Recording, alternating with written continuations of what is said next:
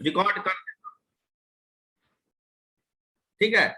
Enema का मतलब होता है जब हम किसी चीज को भी रेक्टली डाले, एनस के द्वारा नीचे से ऊपर डाले, उसको हम लोग एनीमा का नाम देते हैं। जैसे अभी थोड़ा सा वेट कर लीजिए, अजान हो रही है।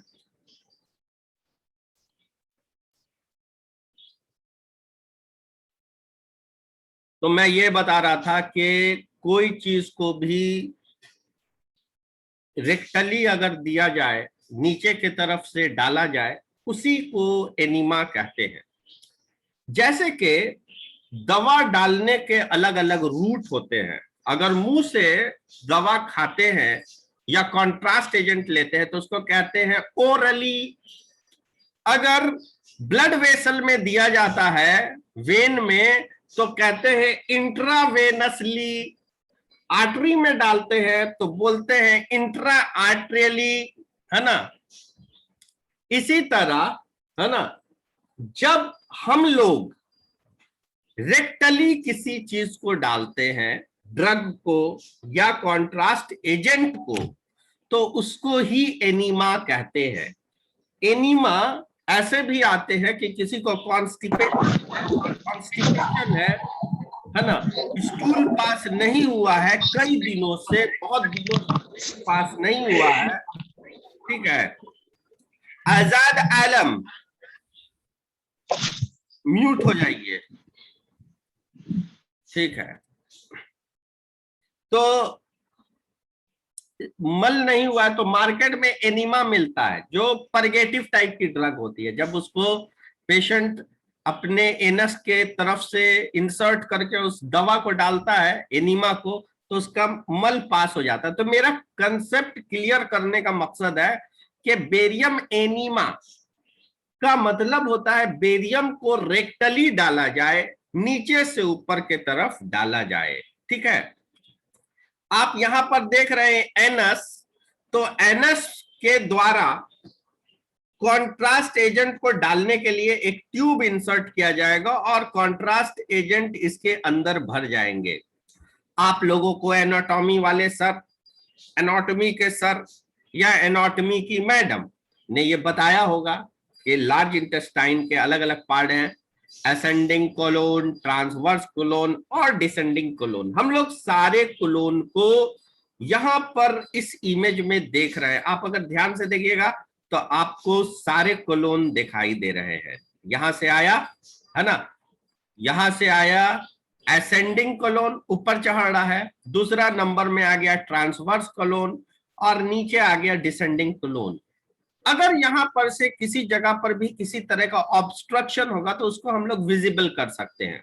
कोई ऐसी बात नहीं है, हम लोग लार्ज इंटेस्टाइन को एक्सरे के जरिए से देखा नहीं जा सकता जब तक इसमें कॉन्ट्रास्ट एजेंट नहीं डालेंगे, क्योंकि इसकी डेंसिटी बहुत कम होती है, हड्डी की तरह नहीं होता है। तो इसकी डेंसिटी बराबर लाने के लिए हम लोग को बेरियम सल्फेट के सॉल्यूशन को एनस के तरफ से, रेक्टम की तरफ से कॉन्ट्रास्ट एजेंट के अंदर डालना पड़ता है, ये कोलोन के अंदर डालना पड़ता है। इसी को हम लोग क्या कहते हैं, इसी को बेरियम एनीमा कहते हैं। बेरियम एनीमा का जो एग्जामिनेशन होता है, इसको परफॉर्म किया जाता है डायग्नोस करने के लिए, है ना, डायग्नोस करने के लिए इसको परफॉर्म किया जाता है। स्ट्रक्चर में, यानी कि एनाटॉमी में कोई बदलाव हो गया, या जो स्ट्रक्चर है वो ठीक से काम नहीं कर रहे हैं, फंक्शनल एबनॉर्मेलिटी हो गई, तो हम उसको भी समझने की इससे कोशिश करते हैं। रिलेटेड टू लार्ज इंटेस्टाइन, जो लार्ज इंटेस्टाइन से जो भी एबनॉर्मेलिटी हुई उसको हम लोग देखने की कोशिश करते हैं, ठीक है, समझने की कोशिश करते हैं, ठीक है। एंड रेक्टम, और उसमें रेक्टम भी शामिल है। आगे आइए। इंडिकेशन, ये जो बीमारी है जिसके लिए होना चाहिए सस्पेक्ट, ये जो नहीं, कोई भी ऐसी बीमारी जो लार्ज इंटेस्टाइन को इफेक्ट करे, वही तो उसका इंडिकेशन होता है। डॉक्टर सस्पेक्ट करता है कि ये बीमारी हो सकती है सिम्टम के अनुसार, ये बीमारी हो सकती है सिम्टम के अनुसार। क्या वो बीमारी है वो सिम्टम के अनुसार? तो डॉक्टर सस्पेक्ट कर रहा है तो वो इंडिकेशन होता है कि जाओ जाकर के करा लो ये टेस्ट, जिसका नाम है बेरियम एनीमा। बेरियम सल्फेट को एनस के माध्यम से डाला जाएगा, ठीक है ना। एनस से फिर रेक्टम से फिर कोलोन, सारे कोलोन को वो विजुअलाइज कर लेगा और वो देख सकते हैं। चलिए अब देखा जाए कि इसमें क्या क्या प्रॉब्लम होगा। पार्शियल ऑब्स्ट्रक्शन, ध्यान रहे पार्शियल जरूर, नहीं तो मामला गड़बड़ हो जाएगा, कॉन्ट्रा इंडिकेशन में आ जाएगा। कंप्लीट ऑब्स्ट्रक्शन में नहीं दिया जाएगा, पार्शियल ही ऑब्स्ट्रक्शन में यूजुअली देते हैं। ऐसे देख सकते हैं ऑब्स्ट्रक्शन, उसके आगे कॉन्ट्रास्ट एजेंट जाएगा ही नहीं। आप कॉन्ट्रास्ट एजेंट जहां से ऑब्स्ट्रक्शन होगा उसके आगे नहीं जाएगा। सस्पेक्टेड मास, अगर आप किसी तरह के मास को सस्पेक्ट कर रहे हैं, जैसे ये नली है, ये इंटेस्टाइन क्या होती है, एक नली होती है, एक बड़ी सी नली, अंदर में ट्यूमर बन गया भीतर में, है ना, उसके दीवार पर, उसके म्यूकोसल लेयर पर, तो रास्ता को क्या करेगा, ब्लॉक कर देगा, ऊपर का जो वेस्ट है वो नीचे नहीं आ पाएगा। ये हुआ इंटरनल ल्यूमन में कैंसर या ट्यूमर का होना, कैंसरस हो या नॉन कैंसरस हो, या बाहर में भी हो सकता है।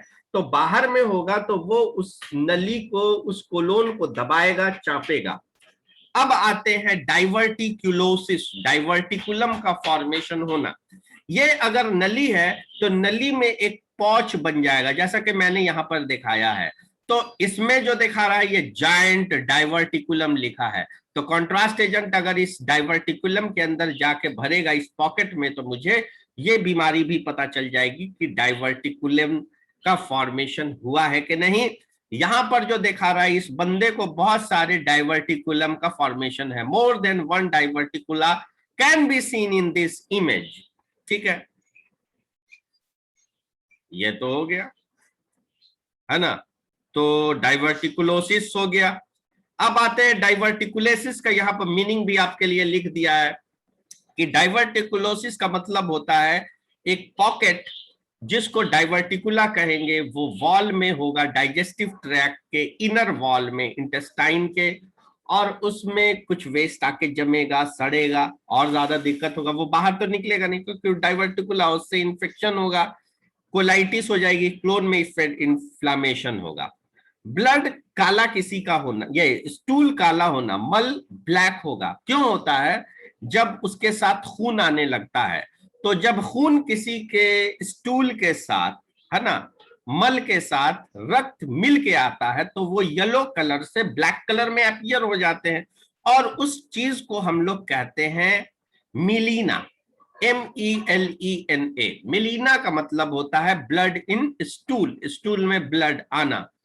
अब ब्लड में स्टूल हल्का आ रहा है, हल्का आरबीसी आ रहा है, तो एक जांच होती है स्टूल की, जो पैथोलॉजी डिपार्टमेंट वाले करते हैं, उसको हम लोग कहते हैं अकल्ट ब्लड टेस्ट। उसको हम लोग क्या कहते हैं, अकल्ट ब्लड टेस्ट। अकल्ट का मतलब होता है छुपा हुआ, हिडन। हिडन जो उसमें सेल होंगे मल में, वो उनको देख सकते हैं। अब आगे आते हैं लीजन। लीजन को देखा जा सकता है। लीजन का मीनिंग क्या होता है, तो लीजन का मतलब होता है कि किसी भी वजह से कोई ट्यूमर हो गया, एब्सेस हो गया, या कोई सिस्ट हो गया, जिसकी वजह से जो फंक्शनल टिश्यू है वो डैमेज होते हैं, उसी को तो हम लीजन कहते हैं। तो लीजन इज एनी डैमेज और abnormal change in tissue of an organism. Organism के अंदर के टिश्यू में किसी तरह के भी डैमेज हो जाना, इंजरी हो जाना वहां के फंक्शनल टिश्यू के, उसी को लीजन कहते हैं। कॉन्ट्रा इंडिकेशन, ये बीमार, ये जांच किसके किसके में नहीं करेंगे, वो कॉन्ट्रा इंडिकेशन में आ जाता है। कॉन्ट्रा इंडिकेशन में सस्पेक्टेड फिस्ट्यूला, फिस्ट्यूला आप लोग जानते हैं क्या होता है? Yes sir. क्या होता है बता दिया था ना? Yes sir. ठीक है, एक, हाँ ठीक है, तो थोड़ा सा और बता देते हैं, ये एक फॉल्स पैसेज का बन जाना, ठीक है। तो फिस्टूला एक होता है प्रिपेयर भी किया जाता है सर्जिकली, है ना, एक फिस्टूला तो हाथ में भी बनाया जाता है डायलिसिस के वक्त, ठीक है। कुछ कॉन्जेनाइटल होते हैं, कुछ डिजीज के वजह से होते हैं, जो भी हो फिस्टूला जिस तरह का भी हो उसको चेक किया जा सकता है। चेक नहीं किया जा सकता है ये कॉन्ट्राइंडिकेशन में, अगर सस्पेक्टेड फिस्टूला है तो वो कंडीशन में ये जांच कराना पेशेंट के लिए ठीक इसलिए नहीं होगा कि जो बेरियम सल्फेट के सॉल्यूशन है वो फिस्टूला से एक जगह से दूसरे जगह जा सकते, दूसरे ऑर्गन में जा सकते, या पेरिटोनियल कैविटी में जा सकते और काफी इरिटेशन पैदा करेंगे। वही मामला यहां पर भी होगा, अगर वो परफोरेटेड होते उसमें छेद हो जाता है बारीक बारीक तो लीकेज होगा, और लीकेज होगा तो उसके अंदर से लार्ज इंटेस्टाइन से जो कॉन्ट्रास्ट है वो निकल करके पेरिटोनियल कैविटी में चले जाएंगे, ठीक है। कोई लेडी जो प्रेग्नेंट हो वहां पर भी ये टेस्ट नहीं कराएंगे, बिल्कुल नहीं, ठीक है। ये दोनों के लिए हानिकारक होगा। इवन एक्सरे तो जनरल किया ही नहीं जा सकता। रीसेंट बायोप्सी, बायोप्सी आप लोग जानते हैं क्या होता है, बताइए।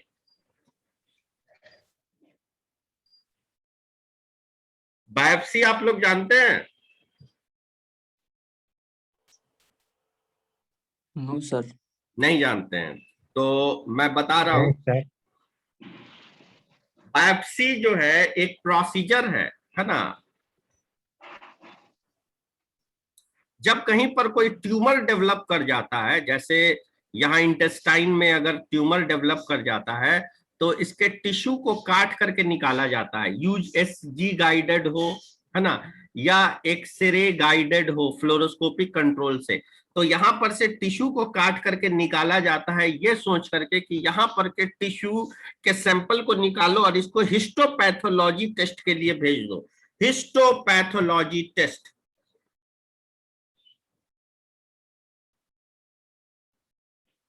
हिस्टो का मतलब होता है टिश्यू, टिश्यू की जांच होगी कि वो वेदर इट इज कैंसरस और नॉट। तो जब बायोप्सी होता है तो वहां पर रिसेंट बायोप्सी होगा तो वो ट्यूमर को तो काटा गया होगा और वो हीलअप अभी नहीं किया होगा। वो क्या नहीं किया होगा? हीलअप नहीं किया होगा, इसलिए रिसेंट बायोप्सी में ये